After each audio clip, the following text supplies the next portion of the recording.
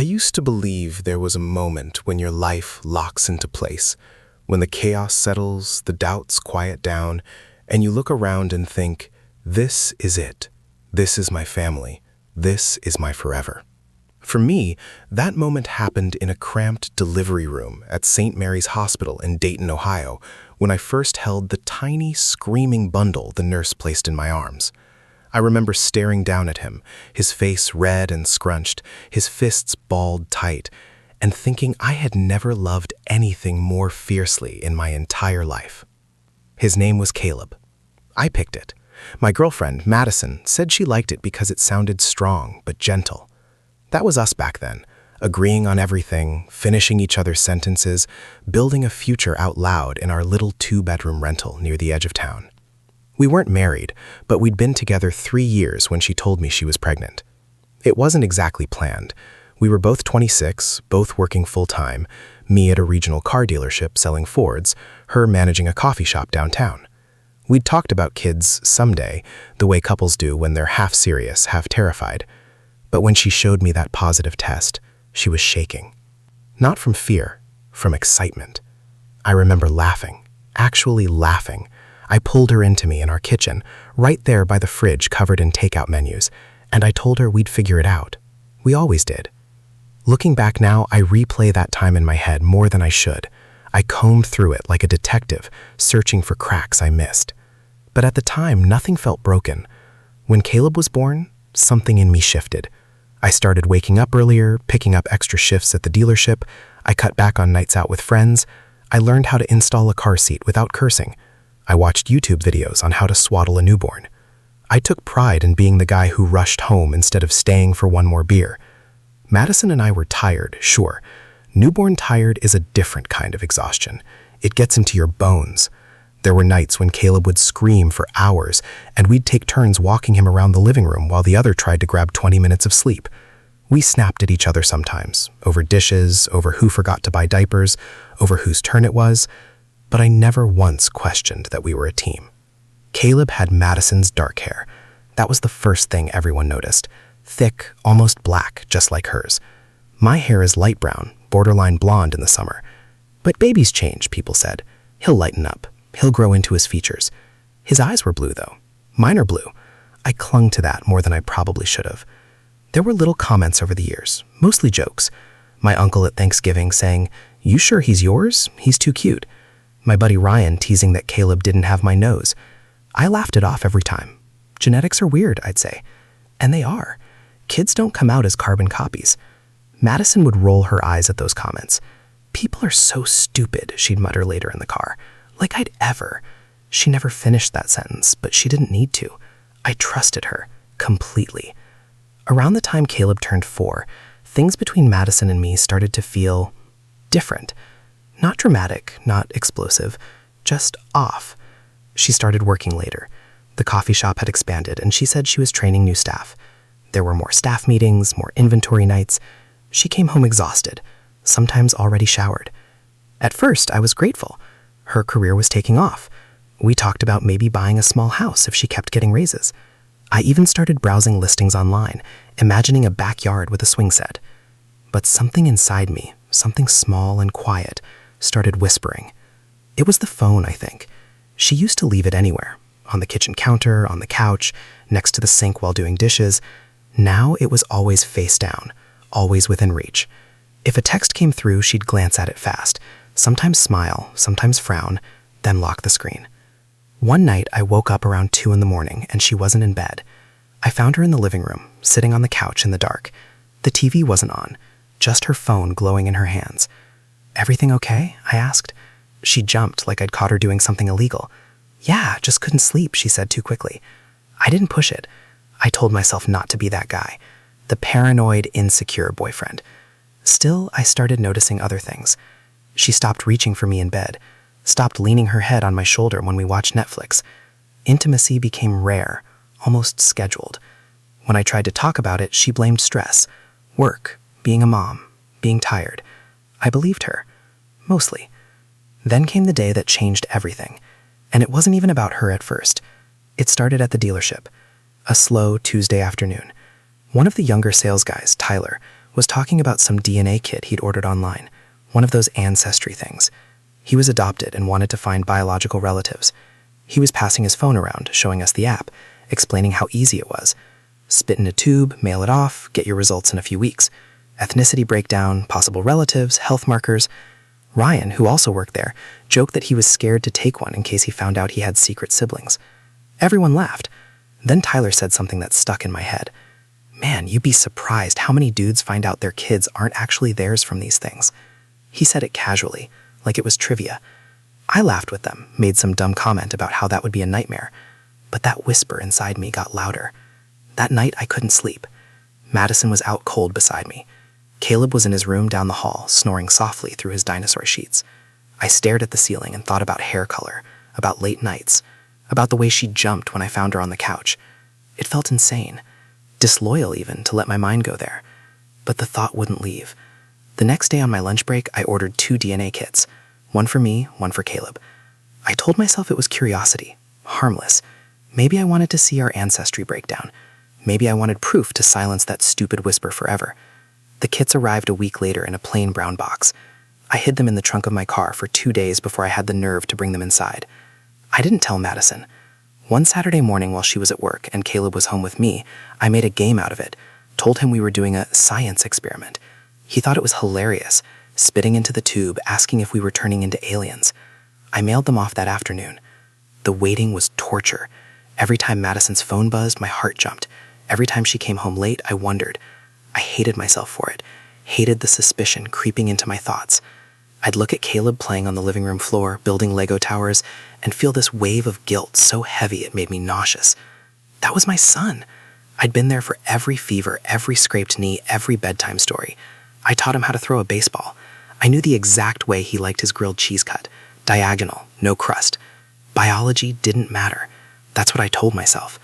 But it did. It mattered enough that I'd sent those tubes away.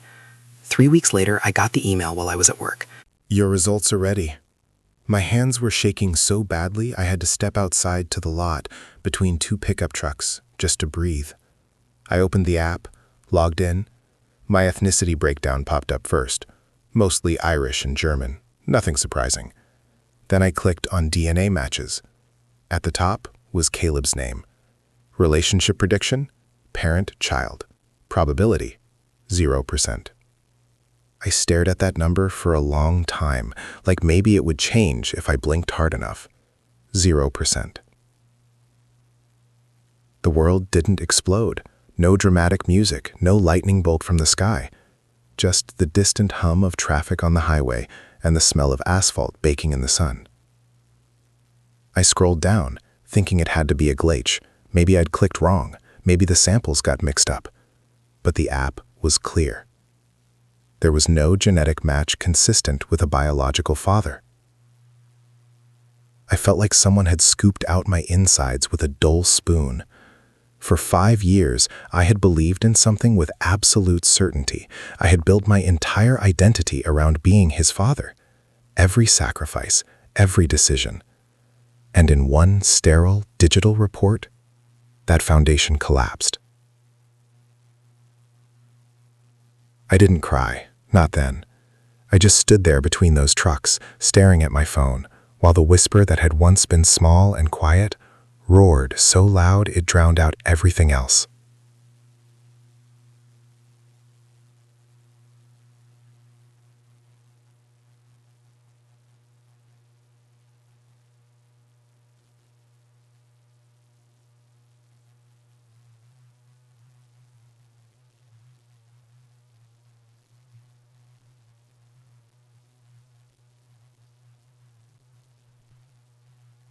Madison had cheated, and Caleb wasn't mine.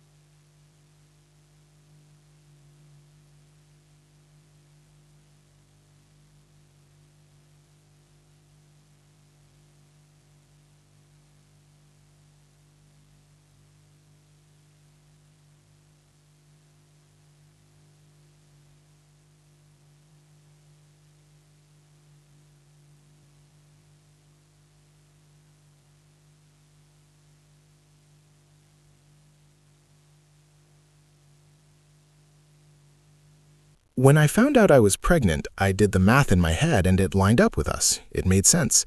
I chose to believe that. You chose to believe that, I repeated, because believing it meant keeping me, keeping our life, keeping stability. Did you ever tell him? I asked. No. Does he know there's a chance he has a son? No. I laughed then, but it wasn't humor. It was disbelief. So I've been raising another man's child for 5 years, and he has no idea? Don't say it like that, she pleaded. He's your son. He's not my son. The words tasted wrong the second they left my mouth, like poison. Madison flinched. He calls you dad. You are his dad. Biologically, I'm nothing. You're everything to him, she shot back. I ran my hands through my hair, pacing now the way she had earlier. How could you not tell me? I demanded. How could you let me build my entire life around this without saying a word? Because I was scared, she cried. I didn't want to lose you. I loved you. I still love you. You loved me while sleeping with your boss? It was a stupid night, she shouted. I was drunk and angry, and you and I had just had that huge fight about money. I felt invisible at work, and he paid attention to me. That's it. That's all it was. And that one night might have changed my entire life. Tears were streaming down her face now. I didn't feel the urge to comfort her. That might have been the strangest part. For years, her tears automatically triggered something in me, the need to fix it, to hold her. Now I just felt cold. What do we do? She whispered. I looked toward the hallway, toward Caleb's room. The door was closed, the nightlight inside casting a soft blue glow under the frame. I don't know, I said honestly, because I didn't. All I knew was that nothing would ever feel simple again. Not bedtime stories, not school drop-offs, not the word dad. The foundation I'd built my identity on had cracked straight down the middle, and I had no idea if it could hold the weight of what came next. I didn't sleep that night. Madison cried herself into silence sometime around 3 a.m, her back turned to me, shoulders still shaking long after the tears stopped. I lay there staring at the ceiling, feeling like a stranger in my own bed. Every sound in the house felt amplified. The hum of the refrigerator, the tick of the hallway clock. Caleb coughing softly in his sleep down the hall. Caleb. My mind kept circling back to him. Not Mark, not the cheating, not even Madison's confession. Him. 5 years of first steps, scraped knees, sticky hands grabbing my face. 5 years of, Dad, watch this. Dad, can you fix it? Dad, can I sleep in your bed? What was I supposed to do with that? By morning, my chest felt hollow. Madison tried to talk before I left for work, her eyes swollen, voice raw. I told her I needed space. I didn't yell, I didn't slam doors. I just grabbed my keys and walked out like the house was on fire, and I was the only one who could smell the smoke. At the dealership, I couldn't focus. A customer asked me about financing options on an F-150, and I blanked mid-sentence. Ryan pulled me aside at one point and asked if I was sick. I almost laughed. Sick would have been easier. Around noon, I did something I never thought I'd do. I called a lawyer. I didn't even know what I was asking at first. I just said, hypothetically, if you find out a child isn't biologically yours, what are your rights? The woman on the other end didn't sound surprised. That scared me, like this was more common than anyone admitted. She asked how long I'd been acting as the father. I told her 5 years. She asked if I was on the birth certificate. I was. She explained that in Ohio, if you've signed the birth certificate and established paternity, biology isn't always the deciding factor. Courts look at what's in the best interest of the child. So I could still be legally responsible? I asked. Yes, she said calmly. Especially after this amount of time. Responsible. The word felt heavy. After I hung up, I sat in my car with the engine off and thought about responsibility versus choice. I had chosen to be his dad every single day. Woken up early, worked overtime, showed up to preschool recitals, stayed up during fevers. That wasn't an accident, but it was built on a lie. That night, I didn't go straight home. I drove aimlessly for almost an hour before ending up parked outside a bar I used to go to in my early 20s. The kind with dim lighting, sticky floors, and classic rock playing too loud. I went in. The bartender didn't recognize me. That was oddly comforting. I ordered a bourbon and sat alone at the end of the counter, watching couples laugh, groups of friends lean into each other's stories. The world was still moving. People were still falling in love, still trusting each other. I wondered how many of them were living inside secrets they didn't know about yet. Around my second drink, my phone buzzed. Madison. I ignored it. Then it buzzed again, and again. Finally, I answered. Where are you?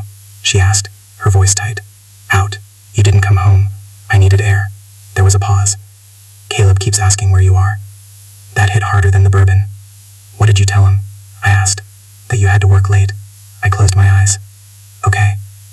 He made you a picture, she added quietly. It's on the fridge. I hung up shortly after that. Not because I didn't care, but because I cared too much. When I finally went home, it was after 10. The house was dark except for the kitchen light left on. I stood in front of the fridge and saw it immediately. A crayon drawing of 3 stick figures holding hands, one tall with brown scribbles for hair, one with long dark hair, one small in between. At the top in uneven letters, my family. My throat tightened so fast it hurt. I walked down the hall and cracked open Caleb's door. He was asleep on his side, one arm wrapped around a stuffed dinosaur I had won for him at the county fair last summer. His face looked peaceful, safe. He stirred slightly and mumbled, "Dad?" Just a reflex. Half asleep. "I'm here, buddy," I whispered. Before I could stop myself, I stood there longer than I meant to. The next morning, Madison tried again. "We need to talk about this," she said, sitting across from me at the kitchen table while Caleb ate cereal in the living room watching cartoons. "There's nothing to talk about," I said flatly. "You cheated. You lied. For 5 years. I didn't lie every day," she insisted. "I buried it. I tried to forget it ever happened. That doesn't make it better." She looked exhausted. Smaller somehow. "I'll tell him," she said suddenly. I frowned. "Tell who?" "Mark. I'll tell him. If you want." The idea made my stomach twist. Some other man stepping into this. Claiming a piece of the life I'd built. "And what?" I asked. "You think he's going to show up and magically fix this?" "I don't know," she whispered. "But he deserves to know." Deserves. Another heavy word. "And Caleb?" I asked. "What does he deserve?" She had no answer. That afternoon I picked Caleb up from kindergarten like I always did. He ran into my arms, backpack bouncing against his small frame. "Guess what, Dad? I got a green card for sharing." "That's awesome," I said automatically. On the drive home, he asked if we could go to the park. I almost said no. I almost told him I was tired. But then I looked at him in the rearview mirror, his eyes bright with hope. "Yeah," I said. "Let's go."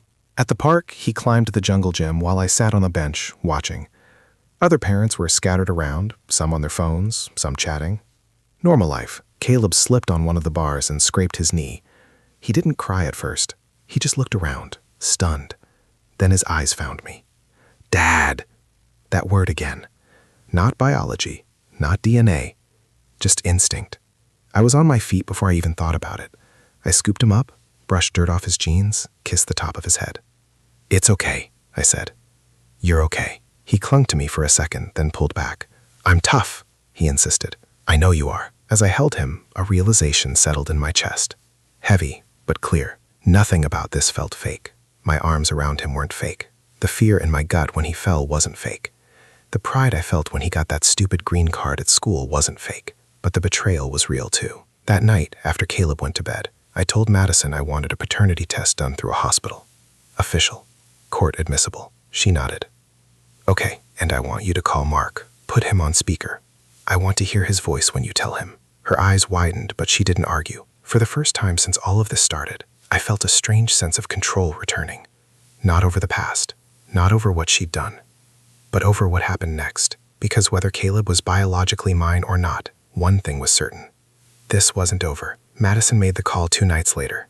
She waited until Caleb was asleep, the house quiet except for the low hum of the dishwasher. I sat at the kitchen table across from her, arms folded, trying to look steadier than I felt. Her phone was in her hand, trembling slightly. She scrolled to his name like it physically hurt. Mark. I'd thought about him nonstop since she said it. His handshake, his polished smile, the way he talked about quarterly growth like he was invincible. I wondered if he even remembered that night the same way she did, or if it was just another blurred line in a long list of blurred lines. She hit call. It rang 3 times. "Hey," he answered. Casual, distracted. "Everything good?" Her voice caught. "We need to talk." There was a pause. "That doesn't sound great. I'm putting you on speaker," she said, glancing at me. I gave a small nod, a beat of silence. Then, "Okay?" She inhaled shakily. 5 years ago, after that regional meeting in Columbus, we slept together. "I remember," he said carefully. My jaw tightened. "I got pregnant around that time," she continued. "I always believed the baby was my boyfriend's. But we recently did a DNA test." The silence on the other end stretched so long I thought the call had dropped. "And?" he finally asked. There's a chance he's yours. Not a chance, I thought. More than a chance. Another long pause.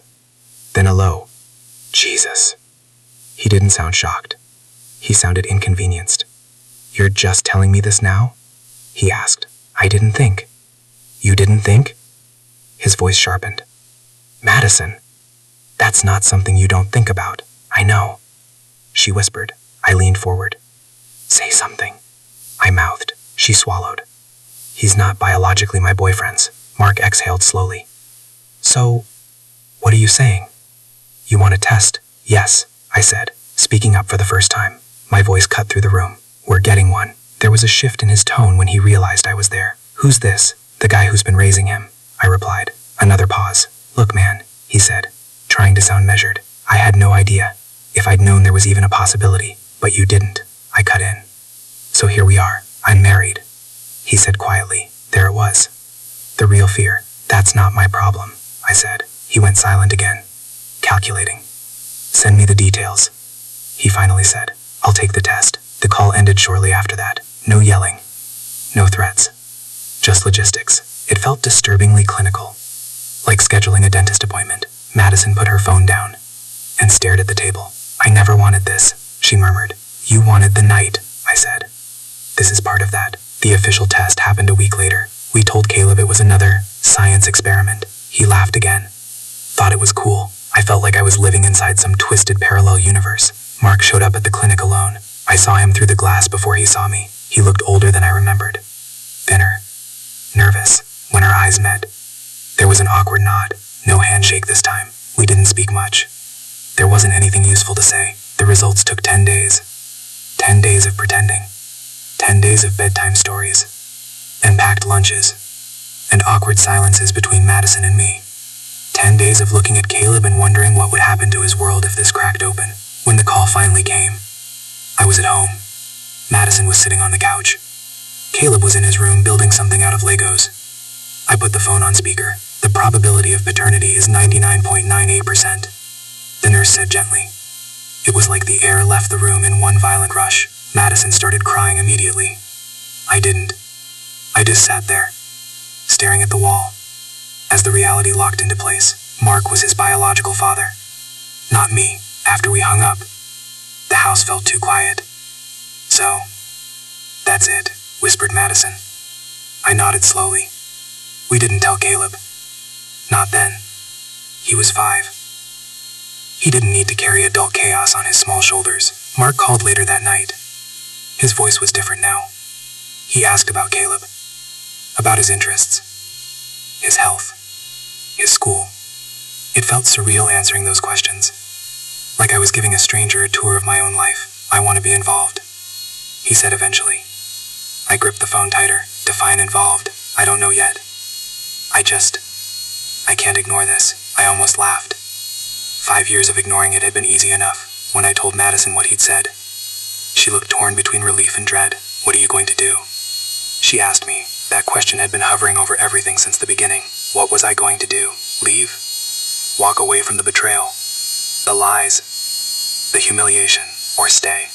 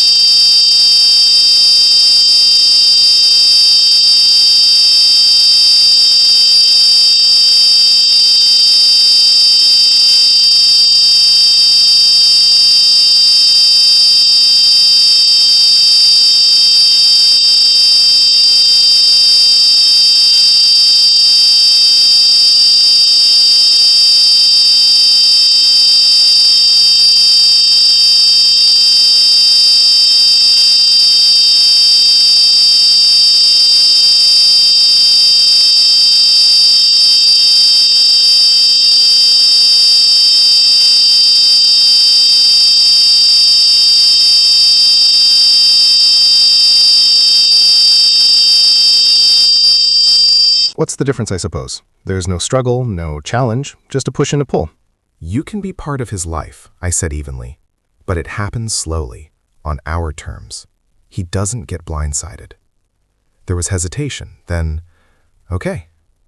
I didn't know what that future would look like. Shared holidays? Awkward school events? Legal battles? All I knew was that the life I thought I had was gone. In its place was something messier, harder, less certain. But when Caleb came running into the kitchen that morning, waving a crumpled piece of paper from school and yelling, "Dad, look!" I didn't feel like a fraud. I felt like the man who had shown up every day. And for now, that was enough.